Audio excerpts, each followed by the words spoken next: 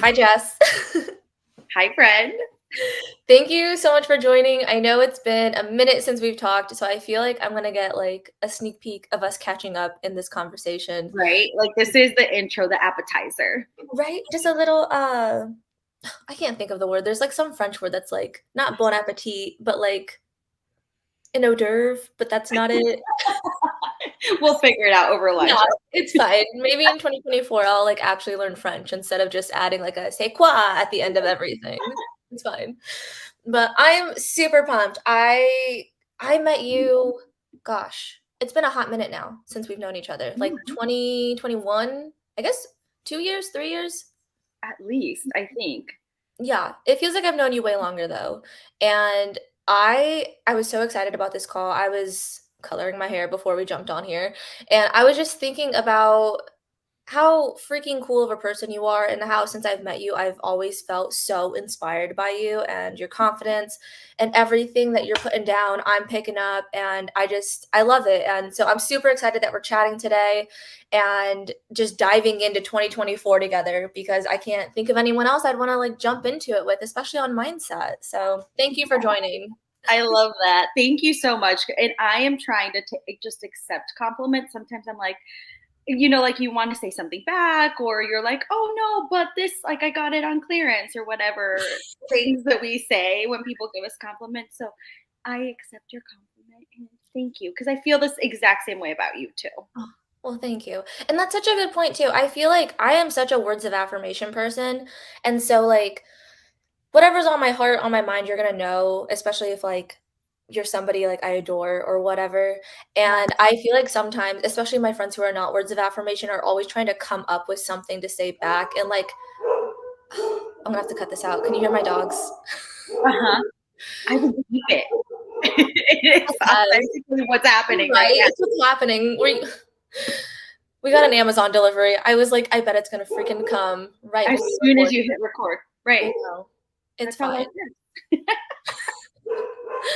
But I think it's like it's so hard sometimes because you wanna reciprocate it, but also sometimes when you reciprocate it, you're, like, taking away, like, what was just shared for you. Yeah. And so I love that you're saying, like, I'm trying to accept it and not just immediately say something back or immediately say something that takes away from it, like the Yeah. clearance thing. Because I totally hear that, especially with, like, you get something and you're excited about it, and then someone Yeah. compliments you and you're like, "Oh, it's nothing. Don't even you know what? Forget it. I'm not even wearing it anymore." Like, Like your house is beautiful. Like, oh, it's a mess. exactly. So, okay, so is that something you've been working on in 2023? Is that something you are bringing to 2024 in like a very applicable way, or how did that come up? So I'm like a person that does pick like a word of the year. And last year, or for 2023, I had picked peace for Mhm. 2023. And so that, like, peace to me just kind of means being, just like present, just existing, and just letting things be what they are. And so when people, like, now that I'm like seeing kind of even like my verbal behavior, when somebody just wants to give you a compliment or is just saying something nice, or we don't just let that be. Mhm. Yeah. And so that's what I've been trying to practice, of just saying thank you and just accepting like the beautiful gift that somebody just gave us, which is like a like nice words or whatever. Mhm. I love that. That's such a good one too. Like, I think a couple years ago, mine was peace, and I was like, it was the year of me setting boundaries and trying to protect my peace and like prioritizing my peace. And so I also love how much you can interpret different words and like what they mean to you. And I also love being. I think one year somebody got me a planner. It was called the Badass Planner, and I love it. There's like an online community with it. So like once you get it, you can like be chatting with women across the world who are also like setting these goals and like whatever. And I she love had that. us, yeah, it was so cool. And she had us, I say it like as if I was talking to her every week, but it felt like I was because my planner like asked me different questions. But each month she had us like pick a word for the month or like a phrase. And I think that that's when I first got into like manifesting and Mhm. speaking things out loud to like for myself and then just into existence. And I think that having a word, have you always done a word? No, I started that like 2 or 3 years ago where it was just a word. Like I used to set goals, but it just wasn't creating the results that I wanted versus just kind of having like something to remember that was easy Mm. versus, I want to work out and I want to save this much money, which those things you kind of forget about it. But a word is like a powerful word. You kind of Mhm. that stays with you. I love that. So, do you think, and this is something I feel like as I've gotten older and as I see what people do each year and like how they reset or like revitalize whatever themselves, do you think that there's a difference between goals and resolutions? Yes. I feel like goals are more like they're targets, right? Like all of us have goals in everything that we do, whether it's our jobs, like there's certain things and metrics that are kind of around it. But with resolutions, it's more about like changing internally in order to get what you want Mhm. versus like something that's very results oriented where you have to do something to get what you want versus like being what you want. Yeah. I like that a lot. And Makes sense. I feel like sometimes the word kind of like can help guide resolutions or like that internal um Mhm. challenge, if you will, because I do think when you said a word, like it's challenging your current mindset or it's grounding you in some way. I think for like a couple of months in that planner, my word was, or my phrase was, I am okay. It was such an overwhelming time in my life. And so Mhm. I feel like I needed something that would like just ground me and remind me that like I am okay. And it had to be present tense because I knew at some point I would be okay. Yeah. And I think that for me, I heard a lot of resolutions, and I feel like they were always, always like very weight centric or like externally presenting types of goals. And I feel like for me, it turned me off of them. Mhm. And I think that's when I switched to doing like a word of the year because it felt again like something to hold on to and something a little bit like not easier. I don't want to say easier, but like it was something that like you could say, you could see and like be reminded of. And then it was like that mind shift throughout the whole year then as you like were grounded or like tied to that word. Yeah. I know, I totally feel that because I do feel like we kind of attract certain energy. And so with that word, you're trying to attract or be that word and then Mhm. attract it. So we like because we chose like the word peace, then we attract people that bring us peace and relationships that bring us peace and a job that brings us peace, right?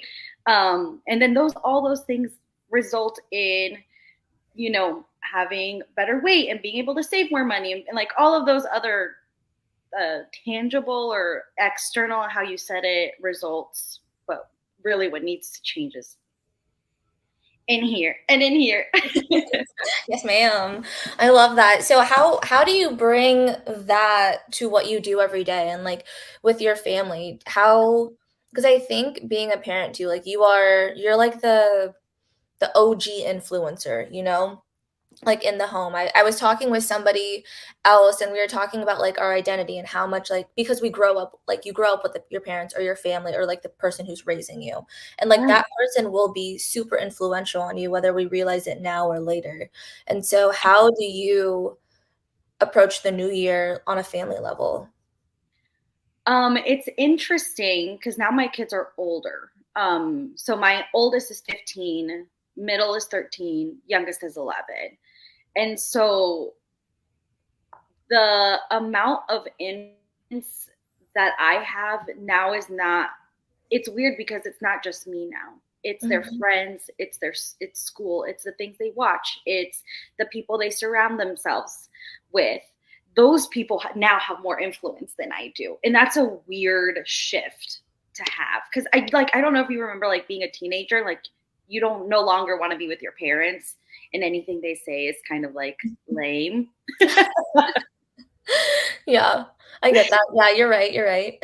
And so that's kind of how I just have to be the person that want them to be. So it's no Mhm. longer just me telling them what to do. It's just showing them what to do.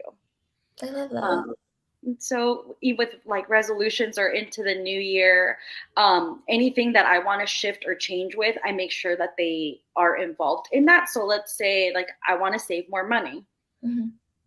because that is a goal of mine, then that affects them. So that means that we're not going to go out to eat as much, or we're not going to go shopping, or shopping is going to look different.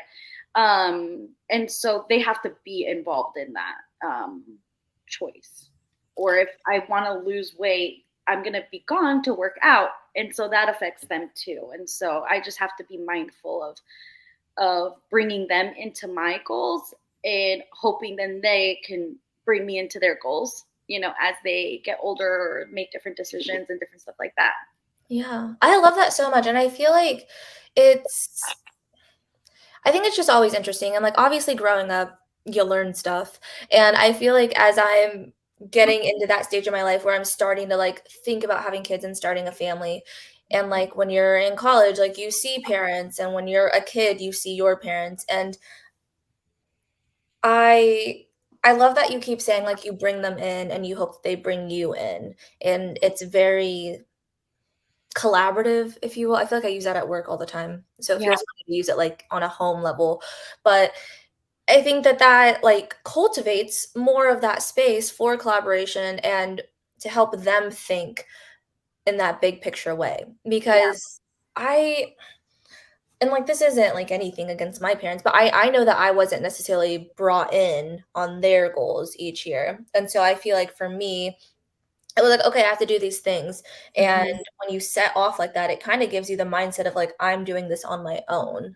rather than, like, "We're doing this together," and so I love bringing it together, especially when you said, "I try to be how I hope they will be," like, you're leading by example, and I think that that is, 1, not easy. I feel like sometimes parents are very, like, "Do as I say, not as I do," and so I love that you're working to live that example for them, and then just again bringing them in on it because that is such a mindset shift, and I think as like my husband and I have like set goals and just open that dialogue, it has very much felt more like these are the goals that we hope to achieve together, and like how can we support that rather than only putting it on yourself. And even if like you are a single person, like you still have friends and you still have other people that you can bring into your goals, so that way either it's accountability or achieving them together, because that mindset of doing it on your own can be so lonely, and, like, that on its Yeah. own can be, like, way harder than to achieve things. Right. And for me, like I am such a self-motivated person. So it's like I know I will get certain things done that I need to get done. Um, However, there is a level of self accountability that sometimes I lack, in saying, like, well, I can put that off, or like maybe I didn't work out a lot this month, but I can work out next month. Like, and so I have to have people in my goals to hold me accountable. So there's certain people I have to hold me accountable to certain things. And it's really lame, but that's like the relationships that I kind of need in my life. Mhm. Um, and so like I have somebody from like a spiritual level and someone for like a working out like level from a professional level, just kind of holding me accountable to those things. And so even if it's not my kids that are involved in my goals, it's other people that are involved too. Mhm. Like it's not, I can't do anything by myself. Yeah. I love that you also address that, like, you while you are very self-motivating, like, to have people that will walk it with you is so key. I think I would say I'm a fairly motivated person, but I know when I was first trying to become a morning person, a friend and I did, like, an accountability thing where we would text each other each morning when we woke up, and, like, it was almost a game of, like, "Okay, who's gonna wake up first?" Who's And, gonna, like yeah. exactly, yeah, and during COVID, a friend and I, we were trying to work out before work each day, like, to make that separation since everyone was working from home. We were like, "Okay, we're gonna work out because 'cause it'll basically be like going to the gym, and then we get our days started." And so if one of us was not on the Google Meet to do our workout, then, like, we were calling each other, and it was so, like that was the earliest I had ever worked out in my life, and I don't think it would have happened if we weren't calling each other. It was a very committed relationship on that. Right? But those are the best, like, goals and resolutions are the ones that you bring people into them. Yes. It's not the ones that you do on your own, because those are the ones that we forget about. And then the next year we're setting that exact same goal all over again.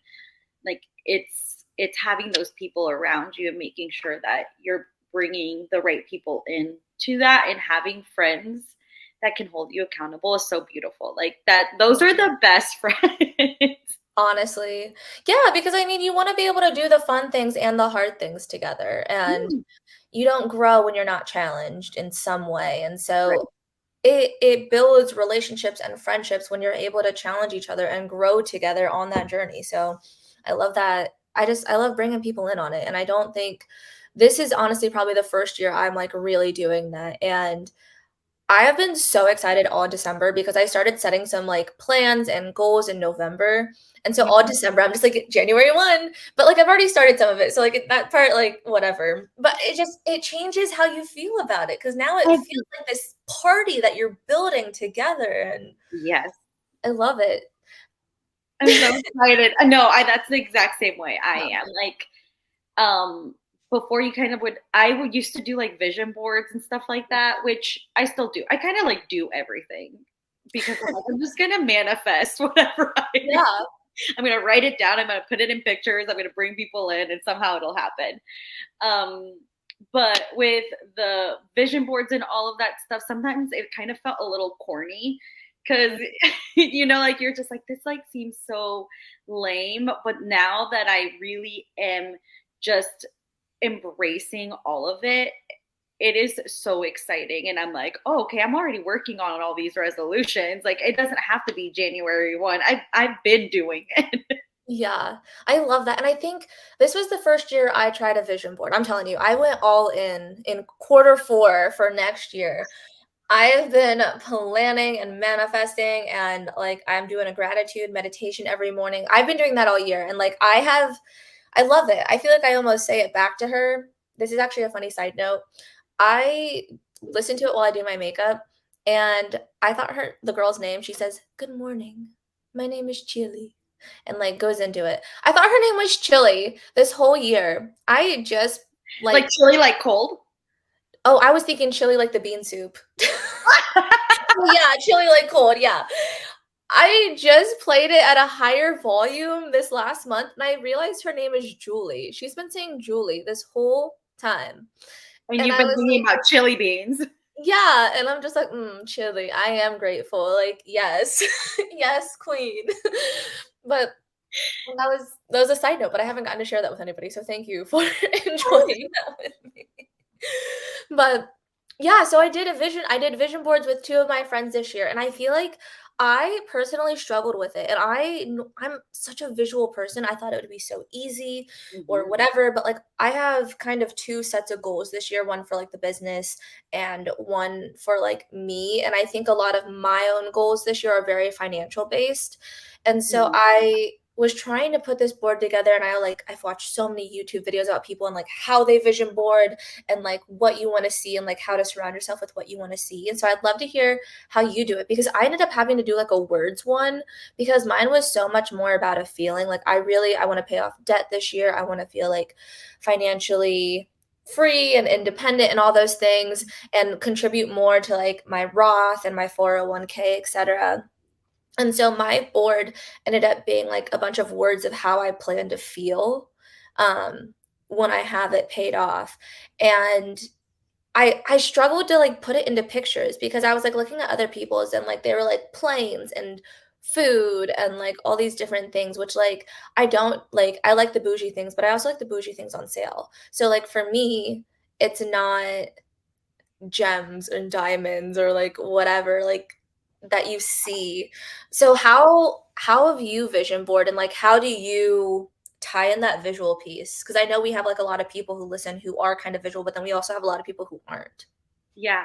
So my this year, my it's really financial. Like, my goals are very similar, like where it's kind of tied to money.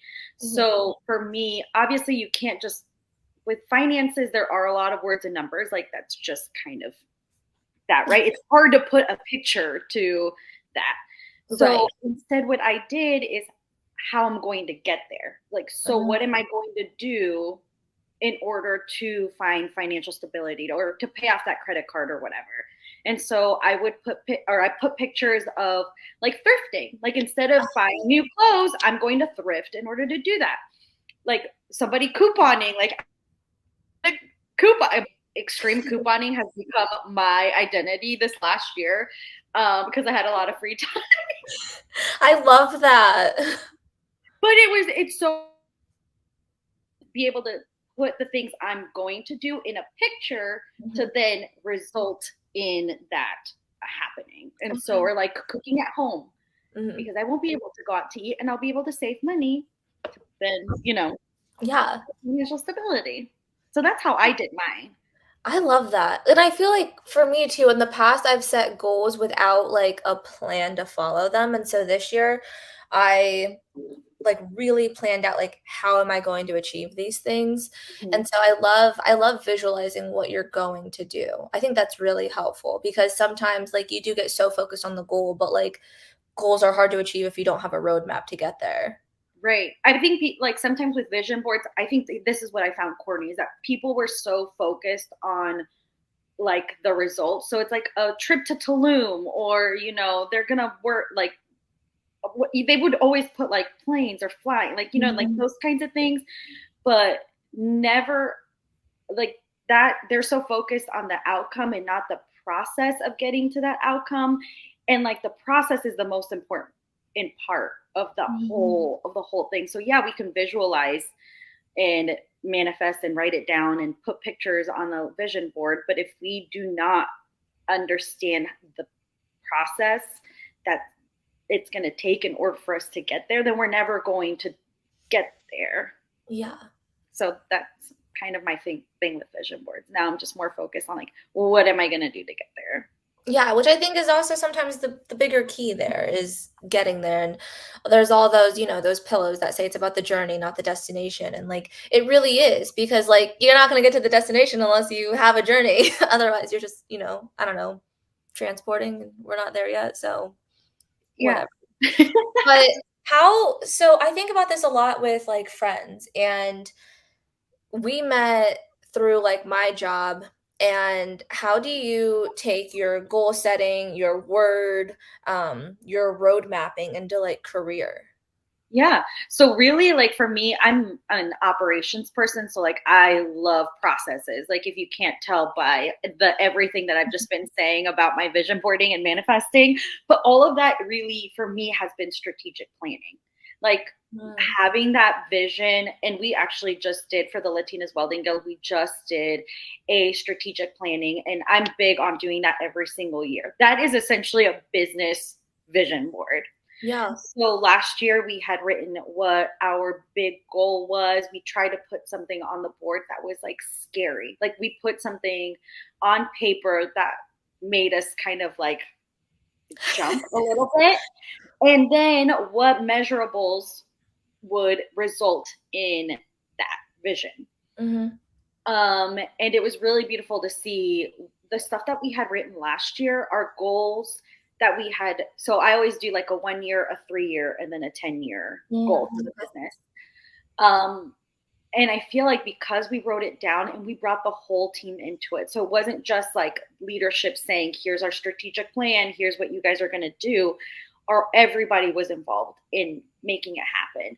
And so, again, very collaborative and bringing people into the vision. And we hit our 3 year goals in 6 months, oh my gosh. which is crazy. Like when we were looking at it, we were like, how did That's that, amazing. right?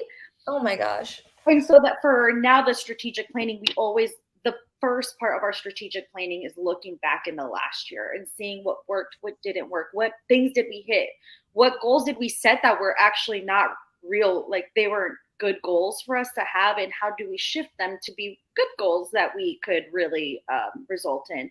And Mhm. so that is how I bring the vision boarding, the manifesting, the collaboration in my goals into business is really honing that in with that strategic planning, writing those big crazy goals, and then having like a tangible, measurable plan. around it. Yeah. That's amazing. Holy cow, I can't believe that. That's so insane. And again, I mean, bringing people in because when it's not just like leadership deciding it, everyone knows how they are part of it and like how they plug in and like what they can do to like elevate or move things forward. And so that's I think that is game changer because a lot of organizations, whether it's for profit or nonprofit, don't always share the goals and the roadmaps with Nope. everybody. I feel like half the time, unless you're like on some level of leadership or somewhere past entry level, you don't hear anything except just like the big goals and you're just told them. It's not a conversation, it's not anything that makes you feel truly bought in or part of it. Yeah, absolutely. And even like when yes, you have that goals and then it trickles down to the rest of the team and the people that are actually implementing it, making it happen. They're being told how to do it versus now, like, I have my team write their own like KPIs and saying, like, okay, what things do you think you can do in order for us to hit that goal? Like, what Mhm. is that going to look like? Because then when they share that with me, then I understand from like a caseload perspective or maybe what tools and resources they need, then I can give that to them in Mhm. order for them to hit those goals versus just being told, hey, here's your goals, hit them or get fired kind of thing. Yeah, I mean, that definitely is a harsher alternative, and it doesn't give you that buy-in feeling or that sense of ownership because I think when you feel like you're the one owning it and creating it, cultivating it, then you feel more responsibility for it. And I Yeah. think that responsibility, again, is really key. And I think that's part of bringing people in because then you're getting that accountability of like, this is what we're hoping to achieve together. And this is how we all like play a part in that. And I love that you look at goals not as well, especially when you manage a team, you don't see it only as okay, that's what I'm expecting from you. You're seeing it as, okay, so how do I plug in? Mm-hmm. How can I help you achieve them? And you don't I mean, I would never see you as someone who like leaves your team up to like figure it out. But I love that you then are like building what you're going to do kind of also with that. Yeah. I mean, at the end of the day, even with like my parent, and by the way, this is like, I am not perfect in any way, like whatsoever, either as a parent or a leader. Like, there's things I'm learning every single day Mhm. that I have to change to be better with. But it is one of those things where it is so nice to build things with people. Like, I feel like it really, like from an accountability standpoint, like you become a part of it. So like whether it is my household and my kids are being brought into what we want to create, it's that's really beautiful to watch. But also with the business, it's like the people that I bring into it, this isn't just me or Consuelo. You know, this isn't our Mhm. result. It's everybody pitching in, and it's us hammering it out and being okay with failing, and us kind of not knowing what we're doing sometimes as parents or adults or as leaders, and saying like, "Help me figure this out." And you Mhm. know, it's really awesome to see people like elevated because that doesn't happen often where your leader, your boss is like, I don't know what I'm like, how to do this. Help me do this. Mhm. And people really just lean into it and find a lot of ownership and they at the end of the day feel part of it, not just, you know, getting paid to do something. Yeah, I think it's the "we, not me" mindset that I felt a big shift in probably around the time that we met. I was about a year into more, and then I was starting, like, my first formal leadership position with Big Brothers Big Sisters, and I think that as whenever I interview, I always say "we" because I want my interviewer to, like, feel that sense of togetherness already, and I feel like that's something I've probably read to, like, help people be like, "Oh, yeah, she's already on the team," whatever. But I Yeah. think as we lead, and I've started doing this more at home too, because it really is never just you doing something. And so even with my interns, I'm like, where do you think we can improve? Like I want your opinion, but I want you to know it's both of us. It's not you need to improve or like I am the only one making stuff happen, so, like, tell me what to do, but it's like, where can we grow together and, like, finding those different ways, and even at home, like, finding I think my big thing's been, like, being on a cleaning schedule, and so for me, it's not, "I need you to do more of this." I've been trying hard to be like, "Well, how can we balance our workload at home?" Or, like, Mhm. "How can we keep the house in order, like, more regularly?" Things like that, because I think there's a lot of, I don't wanna say blame, but, like, there's that weight when you are saying, like, "Well, you didn't do this," or, like, just that negative way of saying things instead of asking, like, "Well, how can we improve?" Like, "How can we learn from this together?" And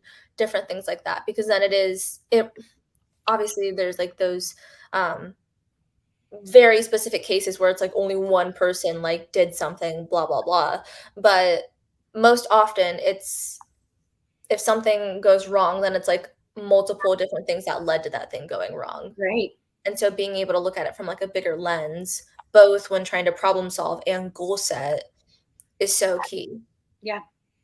Yeah, absolutely. And just being able to bring people, like the right people in for certain things Mhm, when you're goal setting, like, or even just things around the household, like chores. It's so, for example, like my daughter, her chore was to always take out the garbage bins to the front in mhm. order for the trash to be taken out. And for 6 months straight, she would have alarms set. She would set reminders. She would have like to do lists. Like she would write it down in her hand to take out the trash, and she would never take the trash out. And so at that point, we were like, well, let's shift responsibilities because my son loves to do that. And Okay.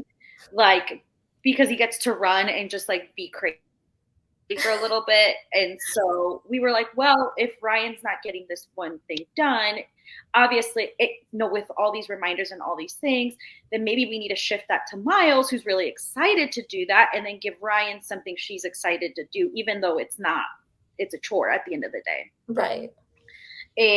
But that's helped us get a lot more things done together by shifting and saying, like, okay, maybe you're not for this specific thing. Let's now shift. Let's put you where your strengths are, where you're excited, Mhm. so that we can grow together and Yeah, we can do that together. And so that's been really nice. Also, with like the team and goal setting and all of these things, is looking at it and saying, like, where's your strengths?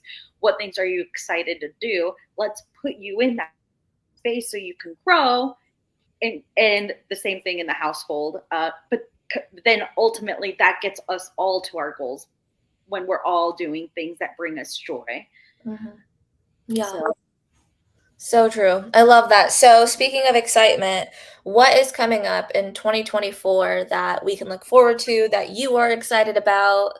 Give us the details. so my word of the year this year is go. Like just Mm. go. Last year was peace. I stayed stable. It was quiet. This year's go. We have huge goals at the guild, and so this last year, we set to do $1 million in revenue last year.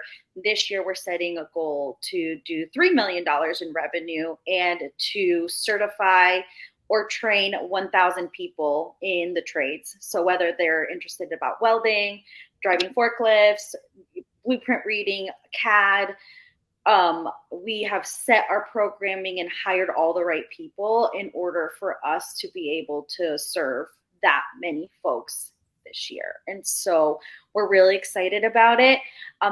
There's a lot of really cool stuff that we're doing with youth, especially. That it's gonna, I don't know, I'm just so excited to give youths alternative like career paths that Mhm. don't just look like college, or find like their gifts and things that they're excited about doing. Like I'm just a big opportunities person, and so by having all this programming, like I'm just remembering that every person that goes through our program is somebody who's getting a new opportunity to live a better life. And so it's going to be a crazy year. You're going to see us go, like literally going, because that's That's the only way awesome. we're going to have to like be able to make it happen is if everybody on the team knows the goal and we're all running Mhm. towards it.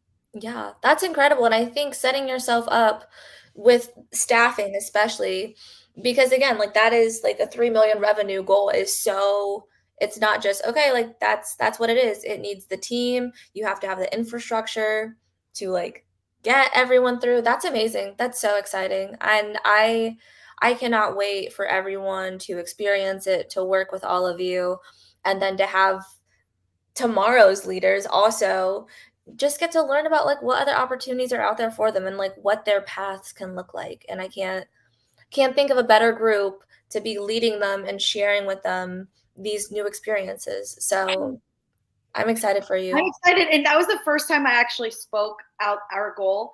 And as a like a small like grassroots organization, that we've been so scrappy with like our budget being $100,000 and Consuelo not being paid for years, like to now being able to say verbally out loud that our goal's $3 million.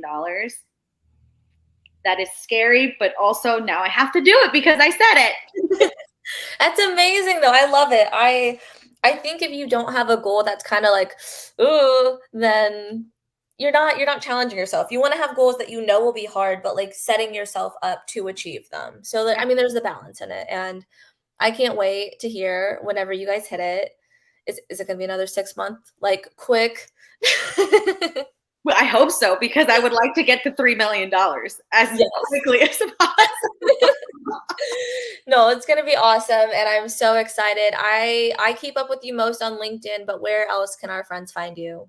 LinkedIn is kind of it. I think I got off all other social medias like 5 years ago, which has been like the most calming experience of Mhm. my life. So, social media like is LinkedIn. That's kind of it. Perfect. Okay. And the Latinas Welding Guild is also on there as well. Yes, and well, the guild that does have we have our Instagram, our TikTok, our LinkedIn's, all of those things, and I'll give you those links to all of them. Perfect. Awesome. Well, thank you. I can't wait to dig deeper with you shortly. And if you want to hear more from Jess and our Dig Deeper interview, then head over to our Patreon and save a seat with us. And let's talk more on Monday.